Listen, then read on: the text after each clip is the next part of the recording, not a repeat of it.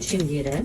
Өткендегі өлшем көрсеткен сабақты бір қайталап шығып, өзіңіздің қызыңыздың өлшемін алыңыз. Көкірек айналасына 6 см қосасыз, 12-ке бөлесіз, оны және 2-ке бөлесіз. Тура осы схеманы жазып алыңыз. Беліні қоспайсыз. Оның белге дейін ұзындығы алдының кеңдігі, артының белге дейін ұзындығы, артының кеңдігі, желке кеңдігі, мынау уже жеңдері, мынау ұзындықтар, иә. Енді бізге қазір керегі 23. Міне, 23. Осыны бірінші белгілейміз, міне 23. Енді мына жағын 15-те 5 болса, 1 см қосамыз. 16-да 5 болады. 16-да 5. 16-да 5.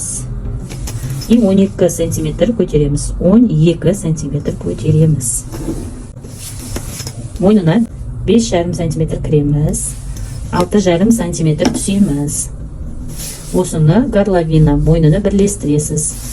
Енді желкесін шығару үшін 6 см желкені мына жері 1,5 см төменге түсіріп, желке кеңдігін шығарамыз. Мына жерде 1,5 см түсеміз. Алдының кеңдігі 12. 0,5 қосамыз да 12,5 қылып, мына бірлестіреміз. 1 см кіріп, 1 см көтереміз. Негізі балдарда жабысып тұрмайды. Свободно тұру керек. Балдар қысылмау керек, мүлдем қысылмау керек. Балдар қысылса некомфортно. Үлкен кісілерге болады, но балдарға болмайды. Дайын болды. Атын сызам, артына ақпарат қалмады. Ничего страшно. Үйде любой нәрсеге сыза берім. Проблема жоқ. Осы лекаланы дұрыстап сызып үйреніп алсаңыз болды. Осы лекаламен біз көп нәрсе үйренетін боламыз. Артының белге дейін ұзындығы 22. 22. Енді артының мынау сызықты қалай істейміз? Бөлген 15,5-нен 1 см алып тастаймыз. 14,5 қалады. 14,5-ді сызамыз нерге. 14,5. 14,5. 12 см көтереміз. Мына жерге 5,5 кіреміз. 1,5 см төменге түсеміз. Желкесіне 6. 0,5 қосамыз. 0,5 қосамыз. Мына жерден 1,5 см төменге түсеміз. Арқасының кеңдігі 11. 1 см қосамыз 12 болады. Ананы бірлестіреміз. Ровно 1 см кіреміз. 1 см көтереміз.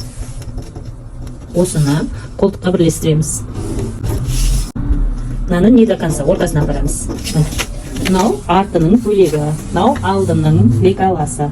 Мынау мойны, мынау желкесі, мынау қолтығы, мынау боковойы, мынау бел сызығы.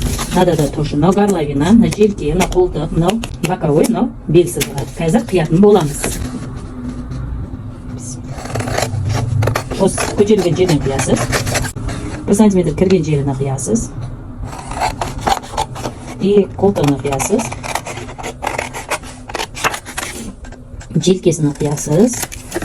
Мойнына қиясыз. 1,5-2. 1,8 кірсеңіз болады. Мынау спинкасы. Алдын қиямыз. Тоже 1,5 см көтеріп алған жерімізбен. Горловинасын. Осыны сызып, міндетті түрде сызып үйреніңіз, өйткені біз бұдан күшті көйлек тігетін боламыз.